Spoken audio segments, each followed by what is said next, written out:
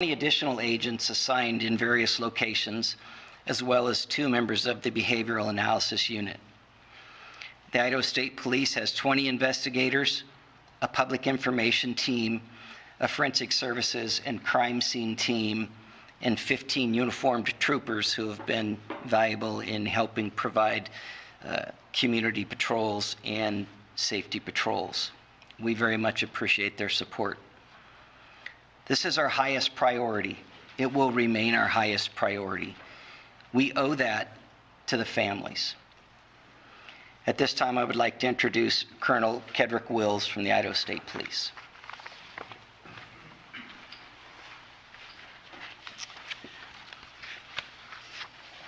Thank you, Captain, and thank you for those that are in attendance today for your attendance. We really appreciate this.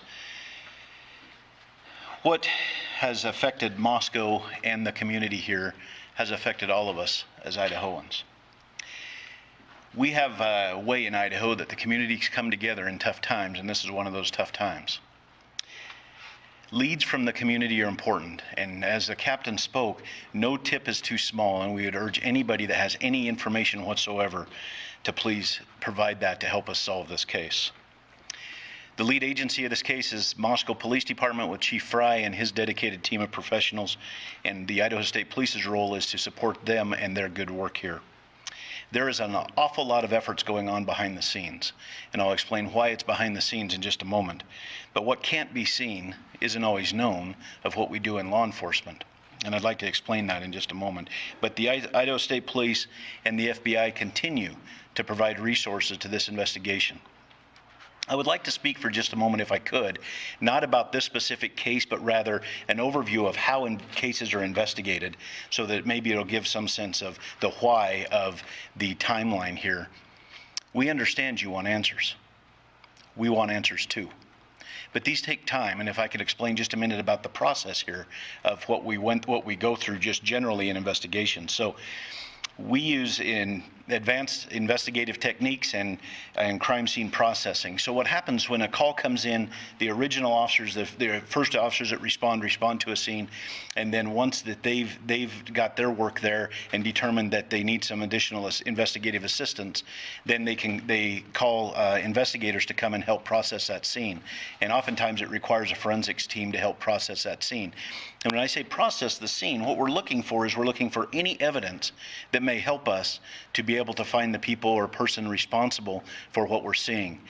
And so we're collecting biological evidence, we're collecting latent evidence, whether it's shoe prints or tire marks or anything like that. We're trying to collect that evidence. We're trying to we do that through photographs, we do that through 3D mapping to be able to map the scene. We identify and we mark evidence, and then we collect that evidence. And then we look for any evidence that we think may be helpful. And once that is done, then we package all that evidence up and we send it off to forensics laboratories to be analyzed to see if it can help provide clues of what's happening. All of this takes an immense amount of time. The reason this is important to understand is because it's important that while this is such a tragic circumstance that we find ourselves in law enforcement, we believe we owe this to the surviving families to get this right. And so we're not willing to sacrifice speed for quality. We do testing for blood, we do latent print processing, any documentations for anything at the scene so that we can reconstruct that scene at a later date. If I could share just a few statistics of this particular crime scene. At this crime scene, we collected 103 pieces of individual evidence. We took approximately 4,000 photographs. We've conducted multiple 3D scans of the residents, and we have hundreds of hours used by technicians and investigators, including our forensics team and detectives from multiple agencies. We've processed over 1,000 total tips and conducted 150 interviews. I hope that you understand that gives a little bit of a perception of just how complex this case is. We have the utmost confidence in this investigation and that this investigation will be done right. We ask you and we ask the public to please remain patient as this investigation unfolds. And please rely on official sources of information.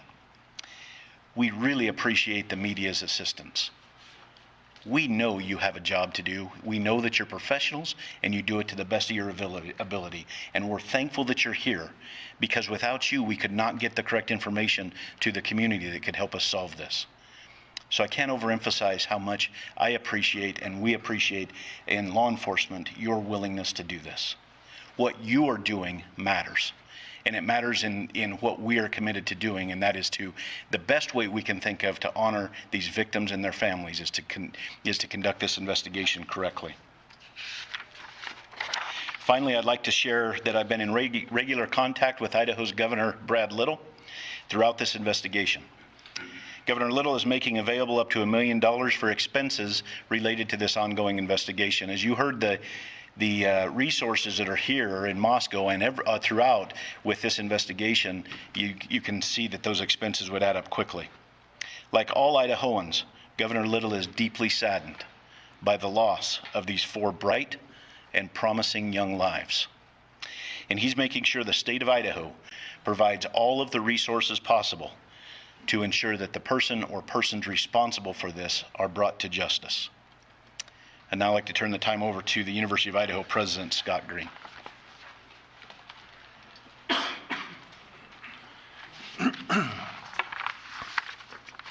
Good afternoon. I'm Scott Green, President of the University of Idaho. We deeply appreciate the kind words of support we have been receiving from our alumni and friends, as well as many others who may not know us but have taken time to reach out. People are donating to the victims' GoFundMe pages and the Bruce Pittman Fund for Students in Need, and they're buying personal devices for our students and continuing to look for other ways that they can help. This is what it means to be a vandal.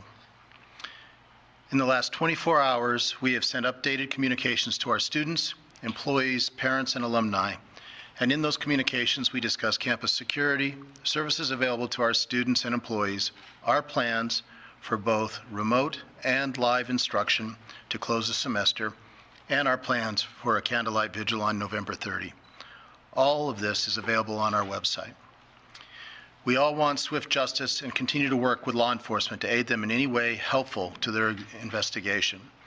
As the investigation continues, we will better know how to proceed in the new year. We will endeavor to find the balance among safety concerns, the need to grieve, and the long-term needs of all of our students and employees.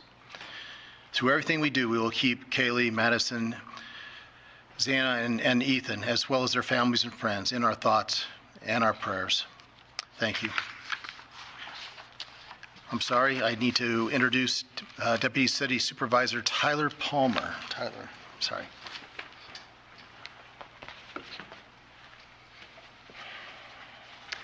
Good afternoon. My name is Tyler Palmer. I'm Deputy City Supervisor with the City of Moscow, and I'm here today on behalf of Mayor Arthur Betke, the Moscow City Council, and Moscow City Administration.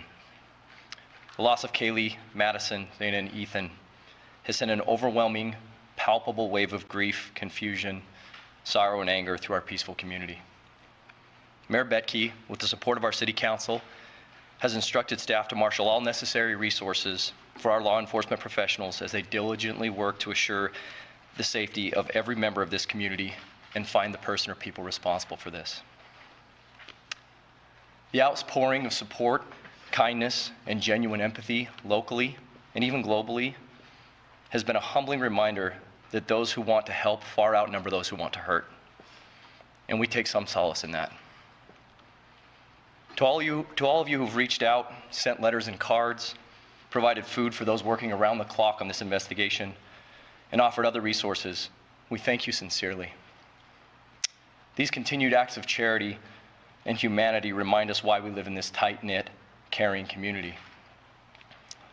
The City of Moscow is committed to seeing this investigation through to a successful end and will continue to dedicate whatever resources are necessary for that effort.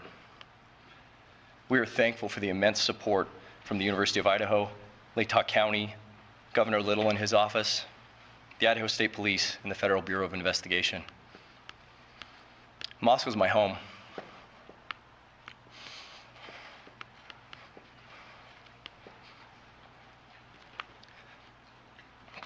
And I know we won't be defined by tragedy, but how we respond to it. We mourn the loss of these beautiful young people. and we will relentlessly pursue justice on their behalf. Thank you.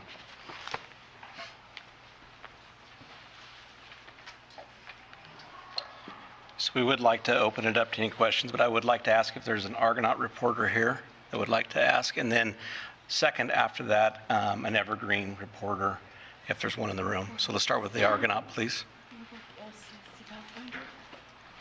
I'm with the LCSC Pathfinder. Can I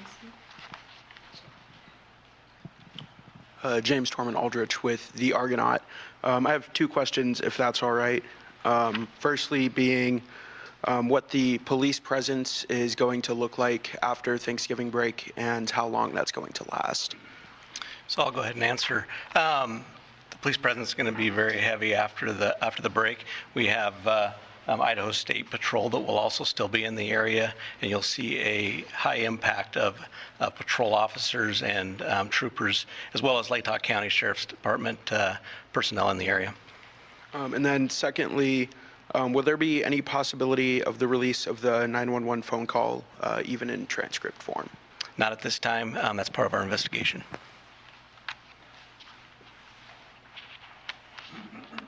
Daily Evergreen?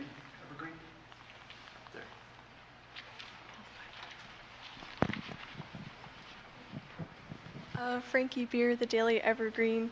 I guess the Moscow PD press release mentioned looking into hundreds of pieces of information about Kaylee's potential stalker. I was wondering what led you to believe she did have a stalker possibly, and why those pieces of information haven't come up with conclusive results. I'm actually going to let Captain Lanier answer this question, okay? Thank you, Chief. We obtained information through some of our interviews that Kaylee had made some comments about a stalker, so that's where that came from. We have followed up looking at specific time frames in specific areas of town. So far, we have not been able to corroborate it, but we're not done looking into that piece of information. Thank you.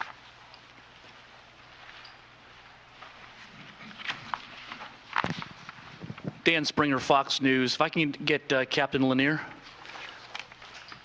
Sir, why not tell the public who the target was? You've said that this was a targeted attack.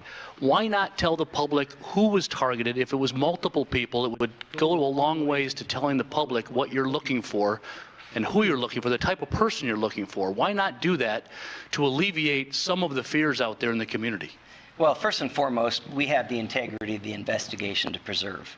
And we feel like that information is integral to us and how we conduct our investigation. Releasing that to the public may or may not flood us with a lot of information that's not relevant or specific to what we're looking at. Don't you want more information from the public? We do want more information, but we don't want to put our investigation in jeopardy by releasing what we have. There's always a balance between what you're willing to release versus what you're trying to gather. We told the public very clearly from the beginning that we're looking for a knife. We've told the public very clearly from the beginning that we believe it was a targeted attack. I mean, to be honest, you're going to have to trust us on that at this point, because we're not going to release why we think that.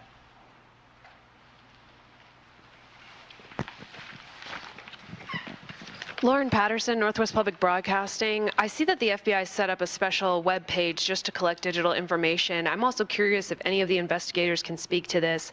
Curious if the Wi-Fi hotspot has been tapped at all. It's possible if the suspect had their phone on them, it may have pinged off the Wi-Fi in the residence. Has that been checked on at all? As I stated, our investigation is looking at every avenue of every piece of evidence that we can. The FBI has given us a website for any downloads of video or anything, so we ask people, if you have any of that, to send it to us, please.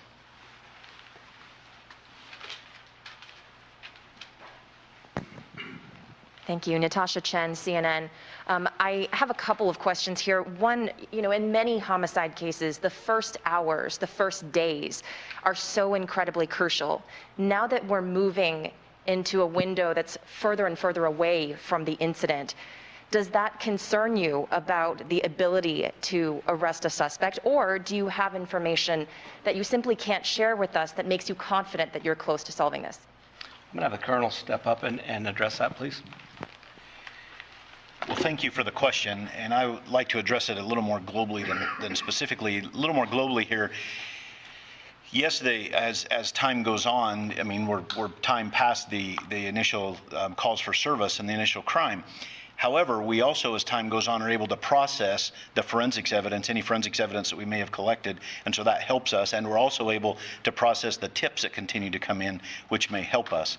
And so, while time in one respect is not beneficial, in another respect it is, because it helps provide us with that whole picture of with all of the information that we're gathering, whether it's evidence or tips or any other information that we're gathering. It may help us to provide a clearer picture, and so it may help answer those questions that we're seeking as well.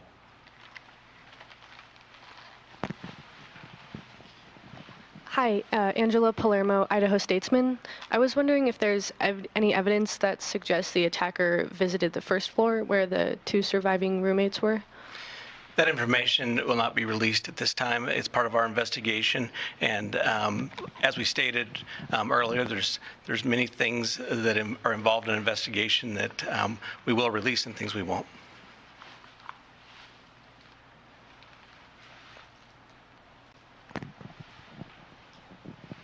Good afternoon, Ashley Soriano, Fox News. I have 2 questions. Have you considered the possibility of a murder-suicide? Is that something that you guys are considering right now?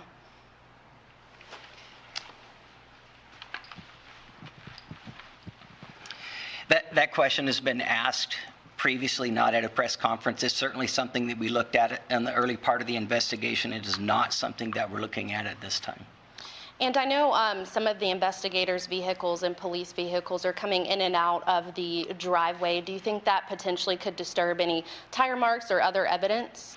Yeah, so the question has been asked about why did the crime scene tape expand, and that's not uncommon. When the first officers arrived, they tried to cordon off what they thought was important. We immediately expanded that when the investigators got there to process the scene. And logically, as this progresses, and you've seen this through our press releases, we have expanded it to several areas of the city and have in fact canvassed entire neighborhoods. So we try very, very hard to uncover every single bit of evidence possible in an area before we move on to the next area. So yes, we've looked at everything that we think we need to look at in and around the crime scene at this point. But do you believe the cars coming back and forth in the driveway, potentially like tire marks or foot marks, that there could have been?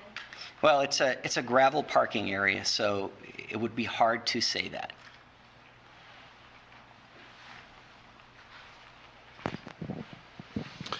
How are you folks holding up? How are your detectives and officers holding up? And Chief, you mentioned that detectives are prepared to work tomorrow on Thanksgiving, so is the expectation that they will be? That is correct. We're going to have many detectives and agents working all the way through this incident.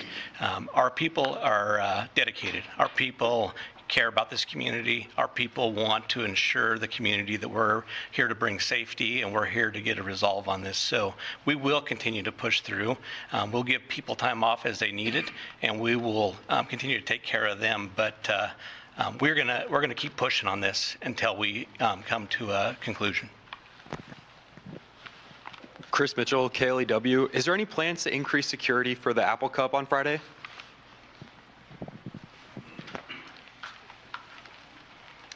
Well, I can't speak to what's going on in the state of Washington. I can only speak to what we're doing here on the campus of the University of Idaho in concert with President Green and his team. We are absolutely, with the Idaho State Police and the Moscow Police Department, we are 100% dedicated to making sure that this continues to be a safe place for students to do what students need to do. And so that's why we have so many uniformed troopers here that aren't necessarily assisting with the investigation, but rather here to help with the campus security. And President Green and his team have been fantastic in helping to strike that balance to make sure that we have law enforcement resources here.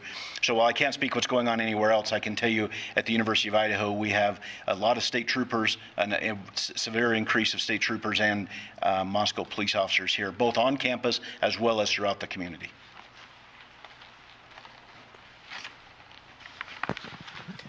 John Gabell, ABC News. Are investigators looking at any possible connection to an unsolved double stabbing in the Salem, Oregon area about a year and a half ago? specifically 2 people stabbed in their home in the middle of the night, long knife, no suspect at this point. 1 died, 1 survived. I think we're looking at every avenue, and we have other agencies reaching out to us with other cases and stuff that we are doing follow-up on, and we will continue to follow up on those. Are you aware of that case? Actually, I had a tip come in on that case, and I forwarded it to our tip line. Okay, one more question. Can you confirm the bodies have been released to the families or are being so released today? I believe they have been released to the family, and I know that I believe one of them has already had a funeral.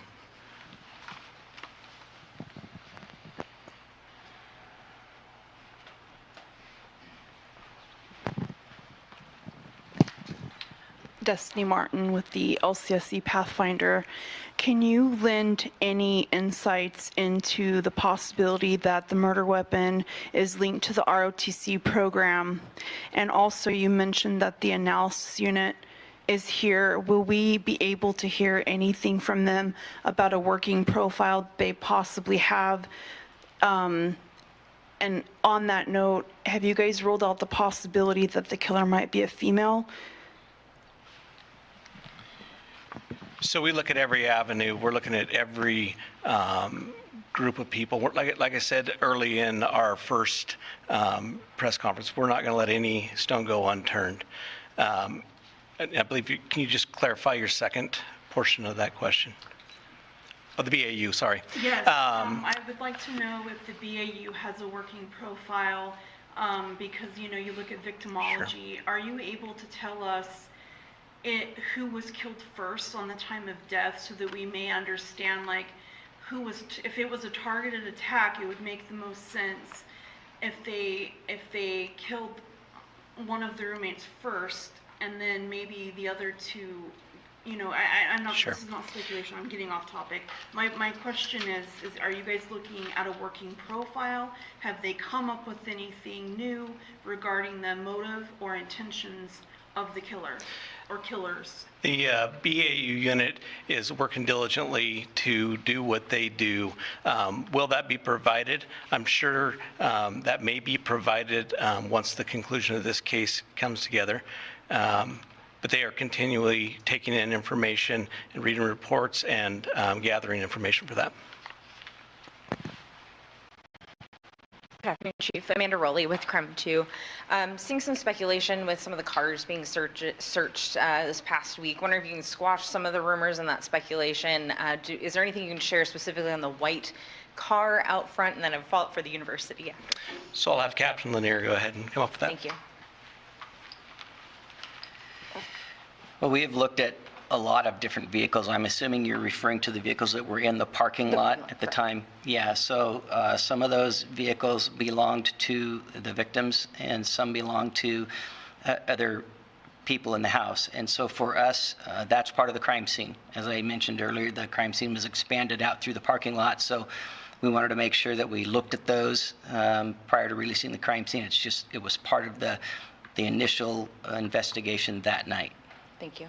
And for the university, is there any additional information at this time that you can offer about the candlelight vigil, maybe what we can expect from that, and then any other information you can provide about that ask of the community to light the night on November 30th? Thank you for that. I'm going to turn this over to Blaine Eccles at this point. He's actually planning the whole event, so we appreciate it. Good afternoon. I'm Blaine Eccles, Dean of Students. The vigil is going to be hosted next Wednesday, November 30th at 5 p.m. We have it scheduled for the administration lawn at the moment. We're going to make a final determination on location early next week, just because we're waiting for the weather window to get closer, so we feel comfortable that that's where it will be located. We're anticipating a large turnout of community members as well as university members, students, faculty, and staff at that particular event. And all of the families have been invited to join us if they so wish from that aspect of it. The response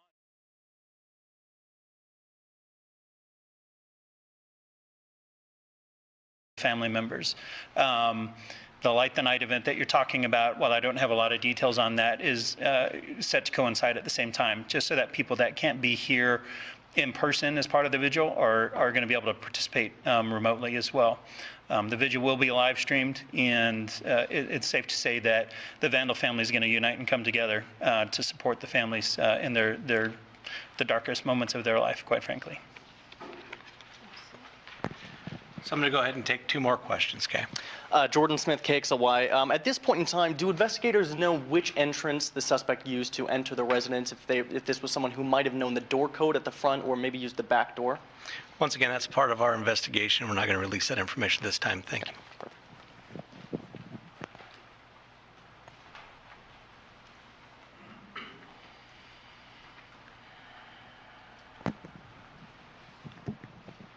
Noah Bolter, Monroe News 8. You said this was a targeted event. You won't tell us why they were targeted. What should students do to prevent being targeted in the future?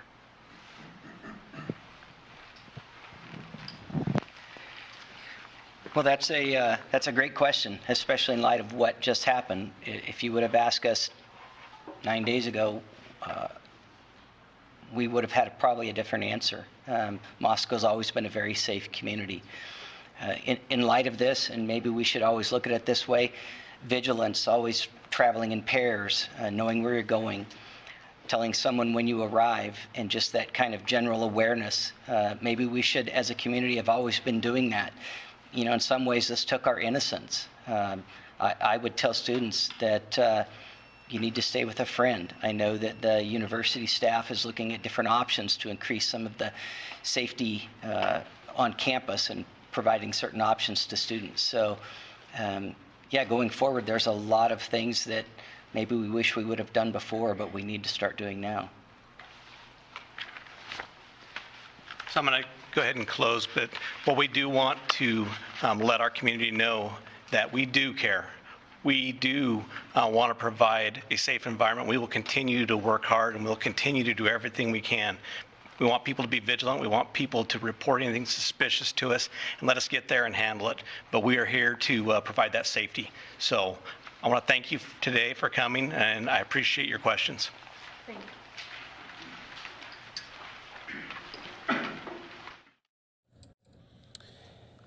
And that was the latest in-demand update there from officials in Idaho there, as we learned that more than 100 pieces of evidence has been collected in this case, but still no suspect or suspects here in custody at this moment as they continue to try to track the very leads here in this case. We'll continue to follow it for you right here on Live Now from Fox. Let's take a quick 2-minute break.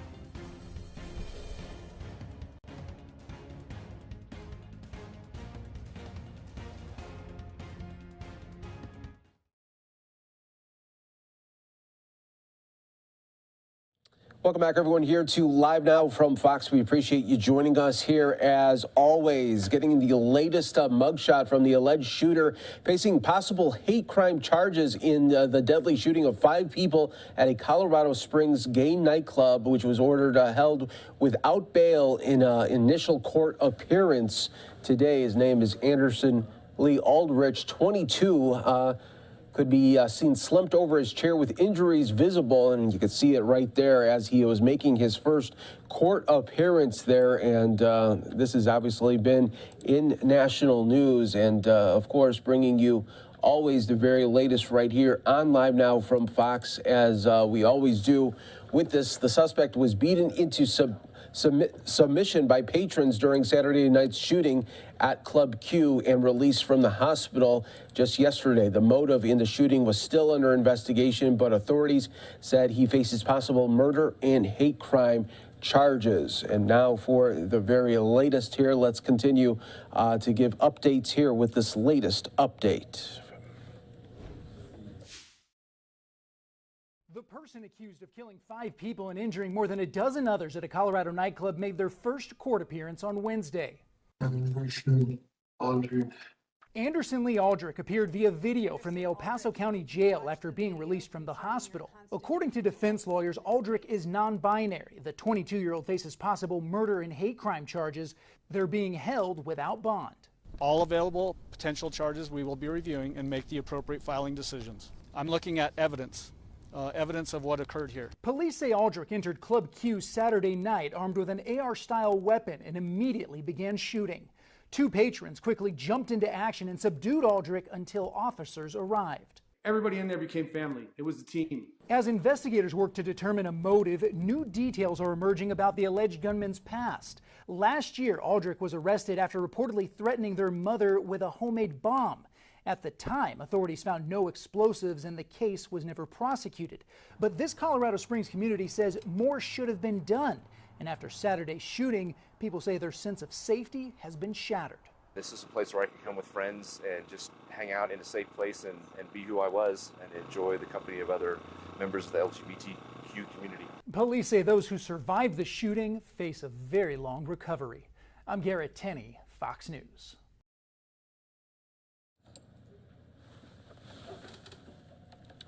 And of course, we always got you covered right here on Live Now from Fox. We will take another quick 2-minute break, and when we come back, we'll take you out to a UN Security Council emergency meeting on the war in Ukraine. This coming as the U.S. is sending another $44 billion in aid to Ukraine. We'll have it for you on the other side of the break, featuring also the president of Ukraine, Zelensky, talking to the UN members.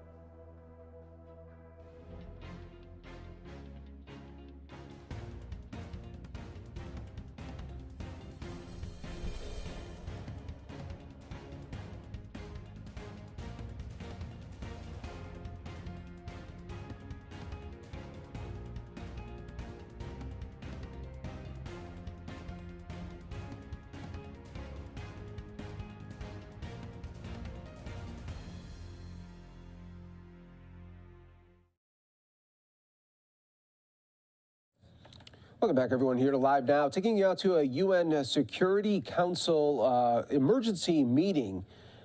This is all about the war in Ukraine here. We are going to listen to officials and diplomats from around the world, and including President Zelensky from Ukraine that talks to the members here. So we will listen to it right here on Live Now from Fox.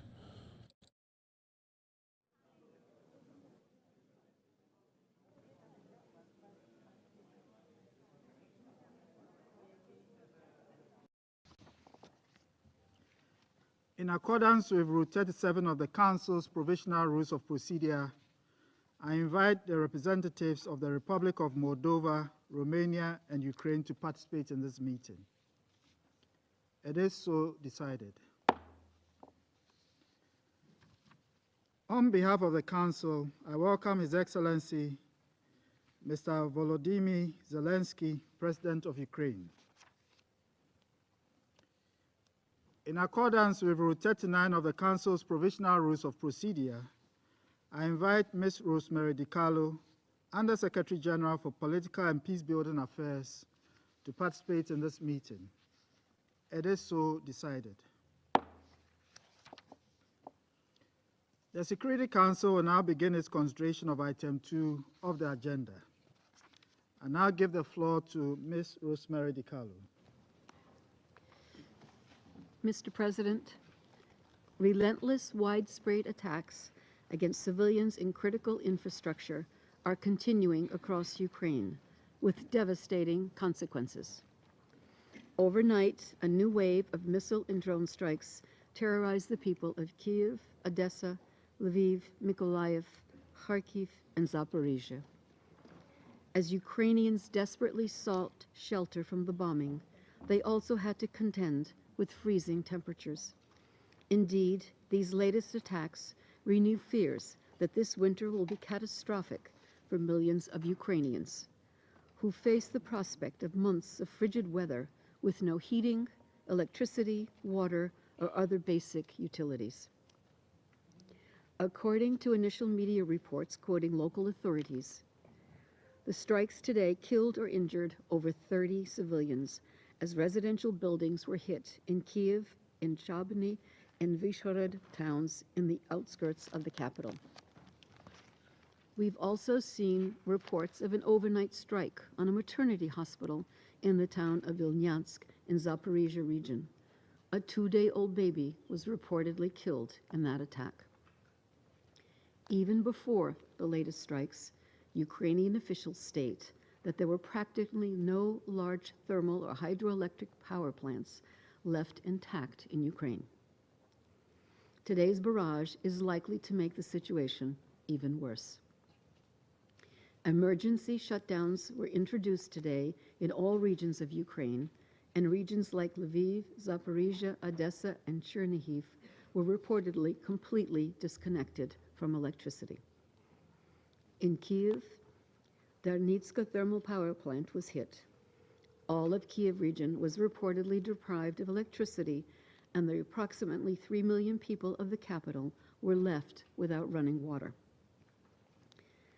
The Ladizhin power plant in Vinnytsia region also was hit. Russian strikes also damaged energy infrastructure in Kremenchuk, Lviv, and Odessa. Reports note that Odessa has no electricity nor running water. 3 nuclear power plants still operating, Rivne, South Ukraine, and Khmelnytsky, were reportedly disconnected from Ukraine's energy grid as a result of today's attacks. People in neighboring Moldova are also likely to suffer consequences. Today's strikes reportedly resulted in a blackout across Moldova, a country that is already suffering an energy shortage due to the war. Mr. President, the World Health Organization warned this week of a life-threatening winter in Ukraine, We must ensure that the most vulnerable people in Ukraine are adequately protected and able to cope with the months ahead. Humanitarian actors in Ukraine are working to support people facing the challenges imposed by the energy shortage. Over the past weeks, more than 430,000 people have received some sort of direct winter assistance, and nearly 400 generators have been distributed to ensure energy in hospitals, schools, and other critical facilities. I will say it once again. Attacks targeting civilians and civilian infrastructure are prohibited under international humanitarian law. So are attacks against military objectives that may be expected to cause harm to civilians that would be excessive in relation to the concrete and direct military advantage anticipated. The United Nations strongly condemns these attacks and demands that the Russian Federation immediately cease these actions. There must be accountability for any violations of the laws of war. Mr. President, we also remain deeply concerned about the situation at the Zaporizhzhia nuclear power plant, the largest in Europe. The reported shelling at the plant over the weekend is reckless and deplorable. The director of the International Atomic Energy Agency confirmed on Monday that, despite the severity of the shelling, key equipment remained intact and there were no immediate nuclear safety or security concerns. This is a result of sheer luck. We do not know how long this luck will last. The world cannot afford another nuclear catastrophe. Underscoring the risks of these attacks, just a couple of hours ago, the IAEA reported that the plant had lost external electricity access and is relying on diesel generators to power cooling and essential nuclear safety functions. All military activities at and around the plant must cease immediately. Mr. President, amid the dark news of today, I want to mention a positive development. The parties today reported yet another prisoner exchange. 35 Russian and 36 Ukrainian prisoners were released. We strongly encourage the parties to continue these releases and to ensure that they fulfill their obligations under international humanitarian law, in particular, the Third Geneva Convention. Mr. President, the temperature in Kiev right now is said to be -1 Celsius, with snow forecast. The weather we have been both preparing for and dreading is now upon the people of Ukraine. We must all work together to prevent a man-made humanitarian catastrophe this winter. The resulting shocks would exact a heavy price not only on Ukrainians, but on us all. Immediate de-escalation is needed. We reiterate our call to all member states and international organizations to support efforts to this end, with respect for the sovereignty and territorial integrity of Ukraine within its internationally recognized borders. The United Nations will continue to do its part on the ground and remains ready to support all efforts towards peace, in line with the UN Charter and international law. Thank you, Mr. President. I thank Ms. DiCarlo for her briefing. I now give the floor to His Excellency, Mr. Volodymyr Zelensky, President of Ukraine.